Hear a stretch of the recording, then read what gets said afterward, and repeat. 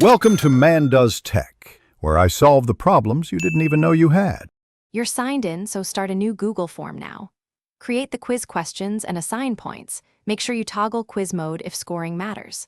Once done, install a timer add-on. This gives an informed countdown versus building a script from scratch. You're doing this because time limits enforce fairness and deter cheating. Now grant the add-on permissions. Make sure to pick settings that match your window, for example, a 30-minute limit per respondent. Open the add-on panel and configure duration. Use minutes for exams, seconds for short drills. Enable auto-submit if you want responses captured when time expires, and decide whether to warn the user at 1 minute left.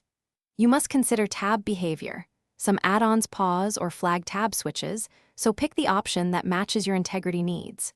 Once configured, run a complete test as a dummy respondent to confirm the timer triggers, submits, and records timestamps correctly. Finalize by choosing who can respond and whether sign-in is required. Restricted mode prevents multiple accounts. Make sure responses flow into a linked sheet so you can monitor timestamps and completion. After the session, close the form to stop late entries. If the timer misbehaves, clear your browser cache and reauthorize the add-on. If that doesn't work, revert to a tested app's script solution or manual cutoff. This troubleshooting step usually resolves permission or compatibility issues quickly. Thanks for watching. If you found this helpful, don't forget to like and subscribe.